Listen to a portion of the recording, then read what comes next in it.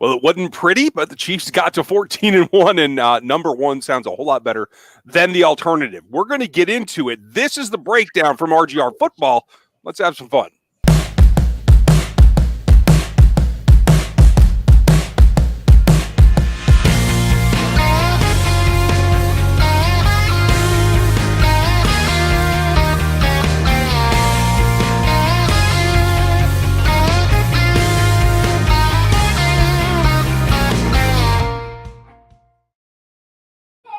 Welcome back, everybody. It is obviously a little bit different around here from the friendly confines of western Nebraska. And Dan from the other end of the state, how are you, pal? I'm doing well. I mean, stressful game as it seems to always be nowadays, and you're going to definitely hear a lot of giggles and laughs and cries from my daughter because she is running rampant around the house. So I apologize in advance, but that's just kind of how we have to do it. It's a family show. My kids are right out there, too. You never know who's going to burst through that door right now. Hopefully not screaming. So I hope you all had a great Christmas holiday. I'm still out of town, as you can tell. And a lot of you are, too. But we wanted to make sure that we got you this. Gooch, thanks for the super chat. You're the man already. Aaron is actually otherwise tied up, so he's not going to make it today. Jeff Porter's in the chat, though, and a lot of friendly faces are. So, again, just want to say, hope you enjoyed your holiday. This is going to be an interesting week. I know it's been kind of helter-skelter. Now they got one contest remaining, and we'll go through all that, and we'll try to get back on a normal roll. If you want to support the channel, the super chats like Gooch are perfectly acceptable, but please let us know what you'd like to talk about. Today's just the aftermath. We're going to run through our notes, what we took away from the game. We'll have a deeper dive, obviously, when we do the film later in the week. And tomorrow night's going to be the Q&A where we answer your questions. So feel free to make comments, and we'll kind of chuck and jive a little bit to see what we can get there. But I want to make sure that we hit all the highlights from our notes and what we took away. So at the end of the day, is it just like a big breath of relief? That's kind of what it feels like. That game, whether it was going to be high scoring or low scoring, I felt was going to be close. And you just had a feeling that this game, because they're trying to clinch the 1 seed, was just going to be a completely different kind of atmosphere. And I know that the Chiefs have played some weird games at home lately. They lost to the Raiders. Obviously, this game, the Panthers game, they seem to play better away from home. But I think that that's going to turn 180 from the time they leave the regular season to the postseason, just because, we've been talking about how they kind of had this switch that they can flip. And it feels like they didn't do much offensively in this game, that I feel like they didn't adjust very well, to be honest with you. I thought that the Falcons were taking away basically everything deep, and they didn't incorporate many crossers underneath or intermediate crossers against the coverages they were playing, and they just continuously try to throw the ball down the field, and there was nothing there. Yeah, I mean, and they were running the ball pretty well. Yeah. They had fits and starts. They could have doubled down on a couple of other things, but I agree with you. I didn't think that they adjusted particularly well, but I also think that they were doing that in order to maintain their secretiveness for the postseason. I think that's a little short-sighted, to tell you the truth, because this could have backfired on you. That last play in the end zone, which, I mean, if it wasn't for the ground, that's an interception. That could have been disastrous. Yeah, we were seeing a pretty mortal game from Mahomes. He looked very uncomfortable in multiple situations, throwing bad balls like that should have been an interception for the Falcons, and then throwing the interception in the red zone where he just didn't see the linebacker. Things that just don't happen to him very much. He wasn't able to get through a lot of his reads. And to be honest with you, it felt like he was locking in on Kelce and Hill the majority of the time. And when he started to get the ball out to guys like Hardman and even Yeller, that one pretty good play for a first down, they were starting to move the ball a little bit. And then he would get back in these zones where he would just lock in on Kelce and Hill. And now defenses are going to start playing them properly. This isn't going to be like the Jets, the Buccaneers, where they just don't guard them properly. Teams are going to start playing defensively against your best players. And I don't feel like they adjusted to that at all. And that was really kind of frustrating. And I'm sure it was frustrating for, Mahomes after he's coming back through this and seeing, I could have done this or should have done that instead of trying to get it to Kelce and Hill. So it was very disjointed effort from the offense this week. Yeah, I think this game kind of snuck up on them too. And Gooch, thanks for the super chat, of course. But you kind of nailed it. And what Dan's talking about is that Mahomes did all this by continuing to press what he wanted to do, Yeah. not what was available to be done. And you're right. I thought a couple of balls were sent behind receivers. Yep. Like he wasn't as sharp as we normally see him, and he did feel a little bit stubborn. Those two things combined, you're right, Gooch. If he ever puts it all together, it's going to be. I mean, and the whole league's already scared of him. So what we're talking about is always a little iffy there. But there's plenty more left on the table, and I agree. I think flipping it at home is going to be key. I do believe that that's likely to happen. And I don't know why I left the recorded symbol up there, folks. So let me get rid of that real quick because we are live. That was just, a problem on my part, but it happens. That said, there's not really anything that I can point to, Eric, specifically about this is why. It just looked like they didn't quite get off the bus. You know what I mean?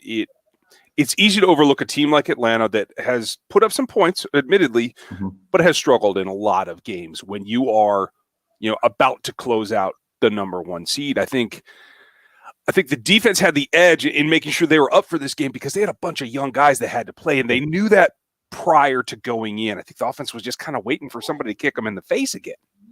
Unfortunately, that seems like the continuous problem is that they're having that the offense comes out. They're like, yeah, again, we talked about it earlier in the week. The Falcons defense is not good. It's not good. And this was not indicative of how they've played all season. And I think the Chiefs just kind of took it for granted they were going to put up 30 points in this game. And then they started taking away Hill and Kelce, and Mahomes was just like, this is going to work eventually. It's going to work eventually. And it never really did. They were getting pressure up the middle. Grady Jarrett absolutely destroyed everybody in the interior offensive line. He was just doing things to anybody he wanted to. And he was in Mahomes' face the majority of the game. And even when they had some good quality pass protection, Mahomes is still trying to push the ball down the field instead of getting it to outlet guys and down in some of the, intermediate parts of the field. And that's kind of what I hope they look at for going into the playoffs, because it's been kind of 2 weeks now. They did a little bit of adjusting against the Saints, where they started to get the ball in the intermediate parts of the field, some of the shallow crossers. And then, the first half of that game, they were still trying to push the ball down the field. Yeah. Now we're seeing it again where it kind of feels like they took the Falcons defense for granted. Eventually there would be a coverage breakdown. There never really was. There was a couple where, Mahomes had seven seconds to find somebody, and then Kelce has that huge play in the fourth quarter because Mahomes had a bunch of time. So eventually someone's getting open. And so, yeah, I think that what we really need to take away from this game is that their best effort is going to have to be required going forward, and they have to realize that on the offensive side. Yeah, and that's really the tale of the two things. And I want to shout out Red 6 here. I hope you got everything. I think there's still one more thing on its way to you, and I hope Joey's doing good. And if you're out there, Joey, I hope you're feeling better. And you have a very good point, 6. Putting them together, you saw Dennis at the edge today. You saw obviously Sneed and Gay making plays, and that's the difference between being a solid rookie and actually making the impact. And that's why we've been all over Sneed all year, but now Willie's actually with more playing time. Shocking, starting to make right. And shout out to the other linebackers that had to be out there because nobody saw or expected Neiman to go down, and it doesn't sound like Neiman's going to be out long term. You should have Hitch back this week. So nothing to be super panicked about, but it is something to keep an eye on going forward. But I think, Willie, when they break down the film, I believe that Matt House and Steve Spagnuolo are going to realize that, hey, it is time that we can give him more and he can respond. They definitely should. There was a few coverage areas where he didn't look comfortable. But, again, you're playing a rookie. You should expect that. And I think if they would have played him earlier in the season, these little coverage issues kind of would have gone to the wayside, but we're seeing it in week 16 because he hasn't played very much.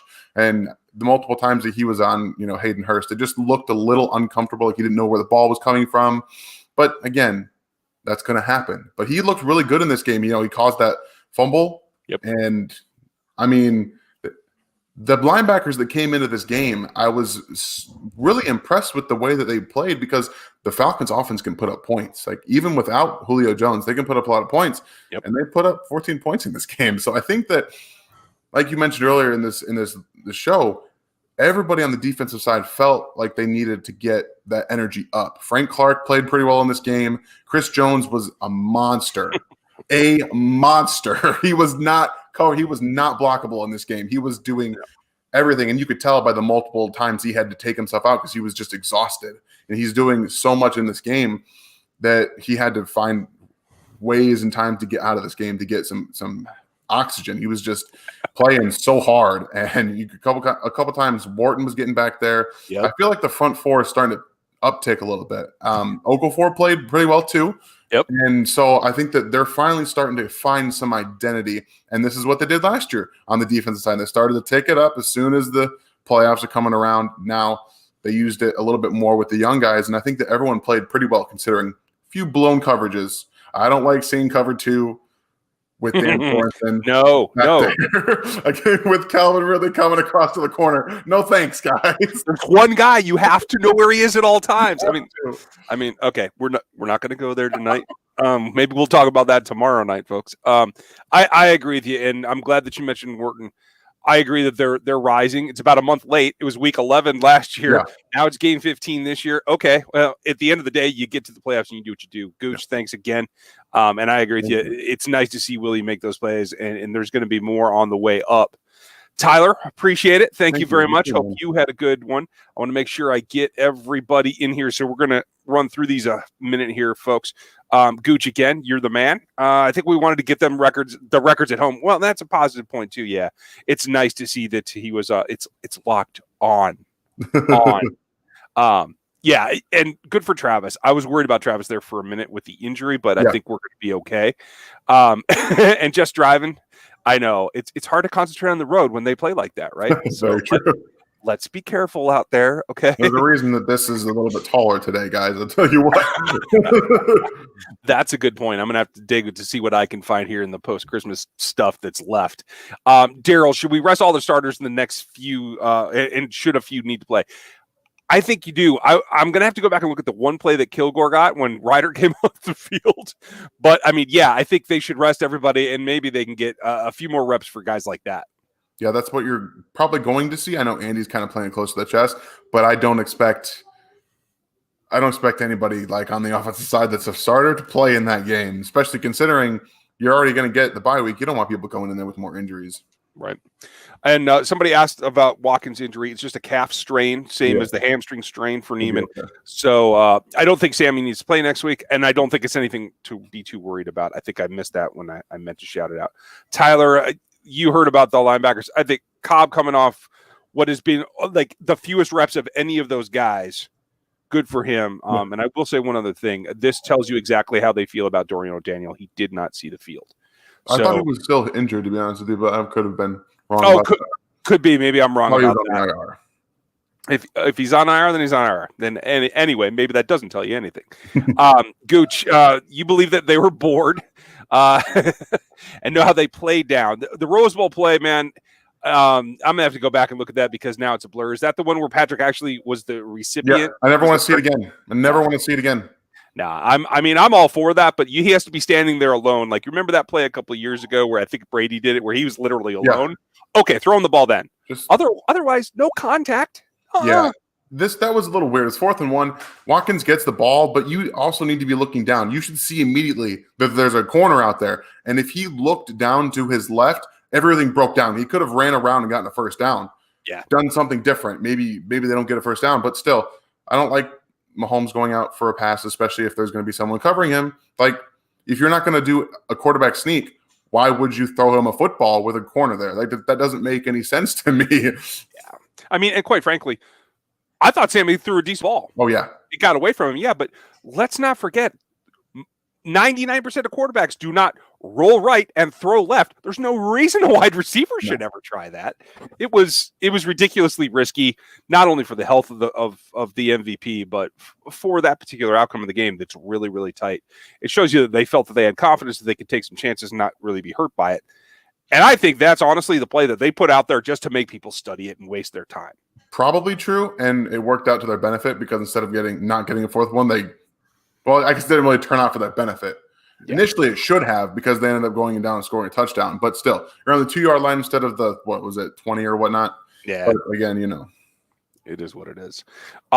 Lego, I'm glad that you brought this up because I actually put it in my notes. I was like, in my notes today are Wharton and Noddy are playing to the level that's why Saunders isn't out there. Yeah. And nothing against Pennell. He's playing the run very well, but Mike Pennell is Mike Pennell.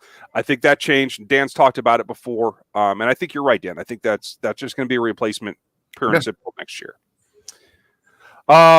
Gooch, he also played. Gay also called the plays. It's a big step up for him. From what I understand, it was Harris. That was Harris. It had the green dot. So, and that's perfectly fine. And I don't mean to contradict you, Gooch. That's how I understand it. And if that is true, that's not a slight against Willie. That's keeping his plate clean so that he can be the athlete that he is. He got beat up a little bit when he blitzed inside a couple of times, got turned, got stalled out a couple of times. But for the most part, you saw his athleticism and to Harris and Cobb as well. Their athleticism saved them from some of their mistakes as well. Yeah, and when you're thrust into situations like that, I honestly didn't think they were going to play much base in this game, but I think they still ended up trying to play more, especially earlier in the game with Neiman, and you saw Harris and Gay. So they've got guys that I think that they feel have potential in Harris and Cobb, and especially Gay. And so I'm sorry, she's not having a really good time. I apologize. So I'm going to go ahead and just mute real quick. Okay, cool. Ryan Gordon, shout out to you. Welcome to the memberships. Nice to see somebody new jumped in. And I know you have a question here too, and I will get to that because that's also in here. Because it was infuriating when you see not only Ridley running free, but running into zones that Dan should have covered. And again, that is a zone coverage. It's not that Dan is covering Ridley. No. He has this set of space, and Ridley ran into it. And that's how you attack zones. You pick the weakest zone defender, and you go attack him, usually by putting two guys that can run into that zone. So that's just the way that the cookie crumbled. And quite frankly, I think they dodged some bullets back there. Oh, they definitely did. They kept the top on for most of this game. Ridley still had over 100 yards receiving. I kind of expected he would, just because they don't have anybody that can really, truly – man up when he's the only guy they actually could really was Breland. He played him pretty well one-on-one in multiple situations, but when they're playing zone, he's going to find those spots. That's just kind of the player that he is. And they lined him up, like you said, against Sorensen when he was one of the two deep safeties, and they just were able to manipulate that. And good for them. That's what you need to be able to do. Yeah. Longmorn, you're right. Thank you for the super chat. And that's what we were talking about. Willie, he's not perfect by any means. He's not an all-star rookie. But he's earned more playing time, and I think that's going to help him going forward. He didn't give up huge plays either. Like, he wasn't just getting busted coverages and letting guys go streaking down the field either. So right. Yeah, there's a nice middle way. I'm as limited as his play has been, I've been really happy with him this season, and I think they should be as well. He was coming downhill. Kardaki, I think you might not have been on for the other update. It's a calf strain. I think Sammy's going to be all right, but he should rest next week. Yeah. Let's see. Would you rather have Gay cover one-on-one versus Dirty Dan? If you're talking about a tight end, yes. Especially if it's not, Kittle. Kittle will run away from Willie, unfortunately. And I would rather see them bracket with a handoff. I'm not saying that you walk Dan up to the line and ask him to cover him one-on-one, but give him that cushion and then try to absorb it is what I would do. Yeah, I don't like seeing Dan Sorensen lined up on the line of scrimmage ever. Yeah. It didn't look good. And Tyler, this is what we were talking about. Patrick was just a little keyed in. He was looking at a person a little bit too much rather than where he can make the plays. And that's normally what he does. So, Longmorn, thanks for your super chats. I appreciate those. And I'm glad you're here. I know it's hit or miss whether you're available to make it for some of these. Couple other things just going down here. I thought Hardman had some ups. He had that one play that I thought was catchable that he didn't, so it's still not perfect for him, but I think the pluses are starting to outweigh the minuses, right? Kind of. It's weird with Hardman. I think that he's starting to get the game a bit more. Mahomes was off in this game, and he missed him on what could have been a really big play and just a little out route that he ran, and then he dropped the ball at the sideline, and then he's not calling fair catches, and then he is calling fair. So he's just trying to find his rhythm in in the game. And when he does run a good route and then he's missed by Mahomes, things just kind of spiral out there a little bit. He's starting to get it together. I feel like his route running is a little bit better. He's starting to understand where he needs to be on the field. So it's just going to be how it is, to be honest with you. He's a player that's very up and he's very down. That's just kind of how the games have gone for him this year. Yeah. That's legit. And I don't know if that's concentration or that's effort or what it is. But there are two guys out there that I want to give like effort awards. If we're giving out game balls, these are the guys for me that would get them. One is Tyreek Hill for coming all the way back on that play. That was a game changer. Yeah. The other, he didn't have to make the play, but Tershawn Wharton getting downfield. That's a big play. And my guy Sneed, I put it on Twitter, and if you guys missed that, it's real simple. In fact, I think I mentioned that if you guys missed it, I was on Fox 4 in Kansas City this morning for the pregame show, and it sounds like I'll probably go back on that again, so I'll try to give you guys more warning when I know it's going to be up. But Sneed in particular, he's been the coverage guy that I've been looking for, that I expected him to have the upside to get to, but his blitzing has improved drastically from La Tech, and it's improved this season. What he was getting pressure on today and making open field tackles today beyond the line of scrimmage, that was important. That's an evolution that we really need to see from him. Yeah, the hustle plays that these guys made in this game really kind of turned it. I feel like Hill running back and chasing the Falcons defender that came down caused the defense to really step it up, and that's what you saw, 2 sacks back-to-back on that next drive, and it just gave them that energy. And whether or not Hill was trying to get there prior, he shouldn't have had to, because Bell should have tackled him and he missed him. So then you see Hill just come out of nowhere, literally flying up to the football, doing a perfect job of punching it out there. And Sneed's just been all over the field every week since he came back from his injury, and he's just improving. And we've talked about Ward's snaps this year pretty heavily, especially when he's on the field at the same time. It's looking more and more like he should not be playing very much. He's getting caught in positions that he's not good in, off ball, and trying to cover guys one-on-one down the field outside of the first 5 without being allowed to press. And he just doesn't look very good. And unfortunately, that's kind of what happens when you have a guy who's very one-dimensional. He does one thing very well, and he's not as experienced like a Breland to know where to be on the field all the times. And that's just kind of what we're seeing right now as it unfolds. And it's going to come down to a question in the offseason. Can you live with the ups and downs that are Bashaud Breeland? Yeah. Or you can live with a high output, but more consistent probably when you look at Ward. And Tyler, you're right. Williams was open there. And again, that's the staring down effect. Let me look for the Super Chats. Here's Gooch being Gooch. I like this one.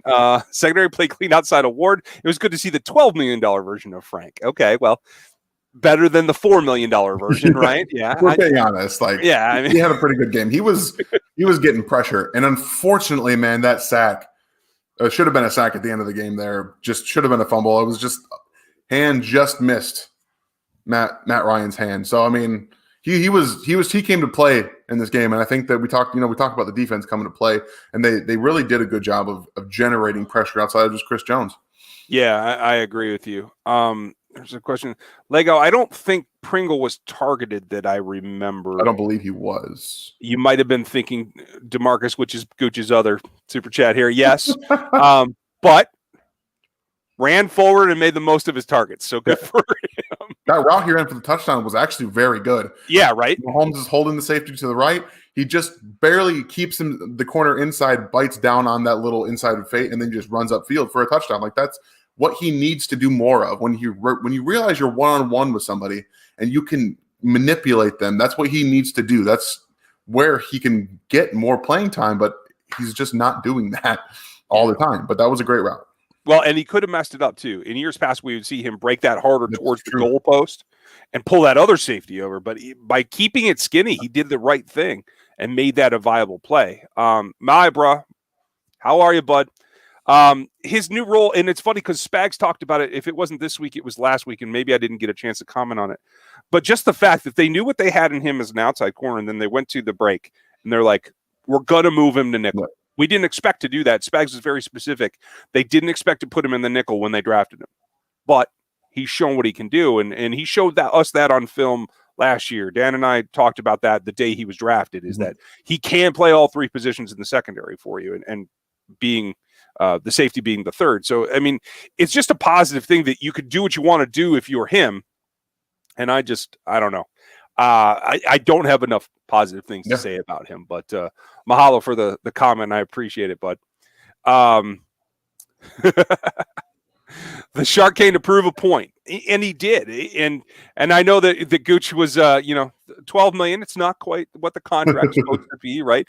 But it's a rise, and I do agree with what Dan said earlier that I think that it's going to keep rising. Yeah, okay. I think and so she too. agrees too. And if she's she's got a lot to say today, guys. Yeah, right. I'm excited about the Chiefs getting the 1 seed. Chris, we agree with you. I think that should be your 1-2 punch. The only problem is you can't do anything with Ward outside of the outside corner. He can't play nickel. He just doesn't have the acceleration as a two-way go kind of guy. And that makes things difficult to use otherwise. So to deploy your best defense, I think that's the way that they feel like it is now. I don't know that we agree, but I don't think anything's going to change till the offseason.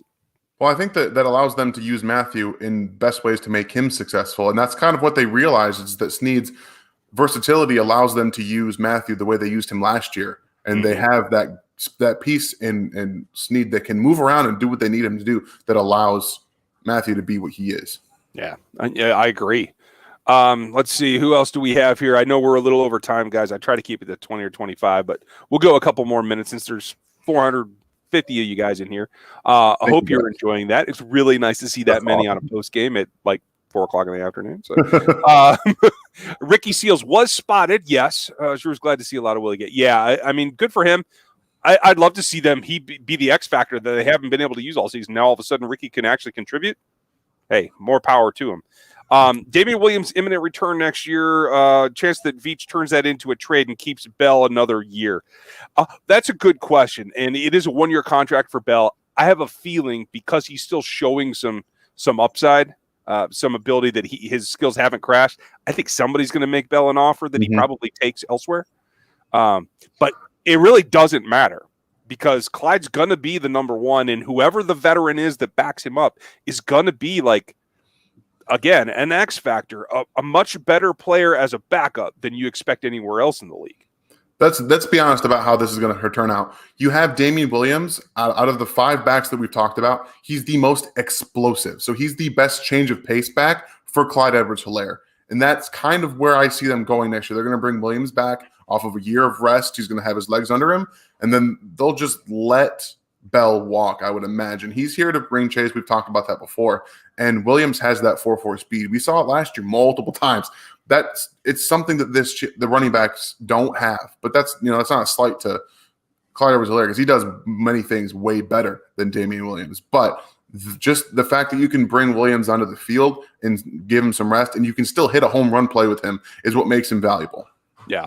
I missed somebody's comment earlier about Willie. Willie did run a 4.46 at the combine. Yeah. So it is a 4.4, a little bit on the higher end, but Kittle, I believe, was at a 4.41. So, I'll still be a little bit scared of George Kittle. What he's very good route runner, too. So that's true. There's an experience factor there that comes a long way.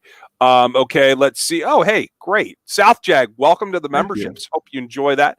Remember, everybody, the memberships are tiered out so that you can do whatever you want. The lower level gets all the stuff in here in the live streams, the icons and all the little GIFs and all that kind of stuff. And then you get more content as you go up in the tiers.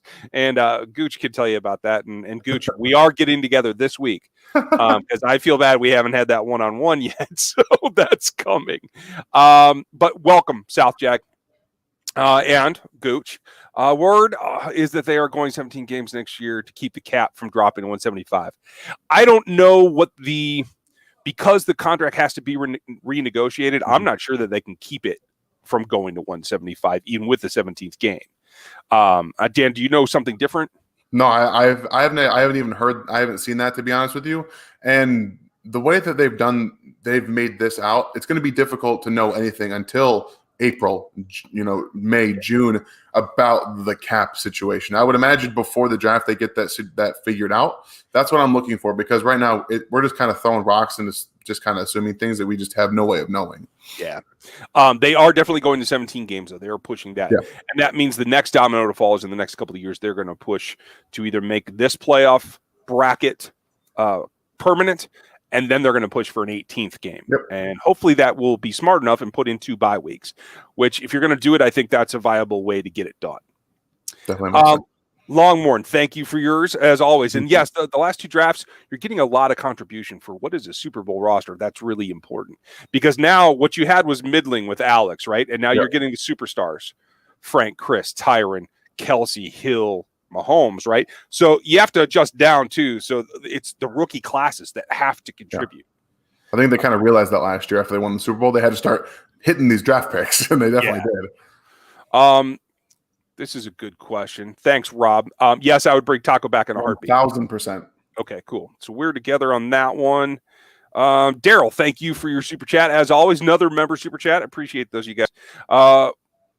Who do you think we will play in the divisional round? That's a good question. The way that it's stacked up now, the Titans are 4th, right? So they would be in their side of the bracket. Yeah, but they're going to play the lowest seed that comes out. And the way that this is shaping up, I don't even have a clue. They're going to get some wild team in here and be a 7 seed and kind of probably beat whoever it is in the 2 seeds. I don't know. It's crazy, to be honest with you. I don't even know who's going to make it as of right now. Don't look now, but the Baltimore Ravens have a chance to get in as a 7 or a 6 seed. So that's going to be interesting. Because Cleveland stepped on their anyway. They had 4 receivers out. Yeah, well, run with Chubb. Yeah, I know. Put an extra mile and let him run. But anyway, that's 16 times. Yeah, it's a whole other conversation. Sorry, folks. I will say this. The Ravens have me nervous, and don't cringe when I say this, folks. You might see the Indianapolis Colts. I don't have a problem with that. Philip Rivers can play in the cold weather. I'm fine with that. No, I know, but it's the whole organization over the years, right? Like, I know that's a lot of trauma. I have no fear anymore. Morbian, thanks for bringing this up. I should have said this before. I thought Daryl did really well with his touches. The whole, what was it, pitch on the outside, and Neal came down on him. What are you going to do? Again, that's not his thing. I know you couldn't. I didn't mean to trigger you, but no, you're fine. But that's not Daryl's fault. That's not Daryl's gig, right? Daryl's an off tackle, even sometimes B gap runner that can use his power. Hey, look, they moved the ball with a fullback and a big back today. Yeah, that's a big step forward. And that's what you have Bell and Clyde to hit the edges for. I'm perfectly fine with everything. No, he looked really good. I liked him in this game, but they just tried to use him like Clyde and Bell, and it doesn't work that way. And what did I say to the wife? They're trying to do to him what they do to Dan and expect him to be the all-around safety. No, he's not the same back. He has strengths and weaknesses too. Gooch Gay looks faster than 4.6. Yeah, it was 4.46. Sorry if I misspoke there. He is definitely fast. In fact, he was just a touch behind Isaiah Simmons. And when you took it all together, Willie had the better athletic matrix in all ways. Simmons had the advantage deep. Willie had the advantage side to side, change of acceleration, change of direction. That's key, and that you see that from a linebacker. You guys want a little key. You want to see who's a good inside linebacker because they're going to have to find some more, right? Don't worry about the 3 cone. Yeah. Worry about the 20 shuttle because they have to put their foot in the ground and come downhill half the time, and that's the key to an inside linebacker. That's the number one thing that I look at in the combine for backers. Okay, it looks like we're caught up on all. Oh, the Colts are no longer a threat. Did they get bounced? I thought they have their playoff chances got cut because the Steelers beat them. Right, but I thought they were still well within reach, though. No, they could not make the playoffs. Oh, they're out. No, they could not make the playoffs. Oh, okay, cool. It comes down to week 17, I think, and whatever happens there. It's a crazy mix of playoff teams for the 7 and 6 seed right now. Right. I mean, I guess we'll wait till they all come down and I'll actually look at it instead of guessing because I'm terrible at this. So, any last thoughts from you, Dan? No, I think they're going to take the next 2 weeks to rest their starters, get fully healthy on the offensive line. Man, I wanted to see Kilgore in there more at the end. I know that unfortunately an injury made him come in there, but still I feel like that they just look better at center with him. But yeah, we agree. I'm not a coach. Yeah, no, and we'll just have to see what happens. We're going to have everything getting ready for this next game against the Chargers, and let's not forget the Chargers play this team tough every single time, even with a rookie quarterback who, found out 3 minutes before he had to play the last time they met. Let's enjoy Anthony Lynn's swan song. I said it on Fox this morning, and they didn't like the fact that I said it, but I expect Lynn to get fired, and I think that's a spot that Eric should look. And I think that same thing could happen in Denver. Nobody wants to believe me, but hey, Black Monday is going to be a ride this year, guys. So keep an eye out on everything. Thank you for spending your time with us post game. Thanks for taking time out when she needs your attention, Dan. I mean, yeah, good thing I got the wife here now, because that would have been interesting. She's just starting to get, her lungs. She's 2 years old now, so. Ooh, that's when it gets fun. Oh yeah, it's definitely been fun. Stack Bundles, thanks for your super chat. We appreciate it. And folks, tomorrow night, 7:05 Arrowhead time, we'll do the Q&A like we always do. I should be back in the home studio. I'm traveling in the morning. There's a snowstorm coming and all that kind of stuff. So hopefully I'll be back in the studio. If there's any kind of delay, we'll do some kind of makeup or something like that. But knock on wood. Yeah, let's hope so. Monday like normal. So enjoy your Sunday night. Enjoy the rest of the games. And we'll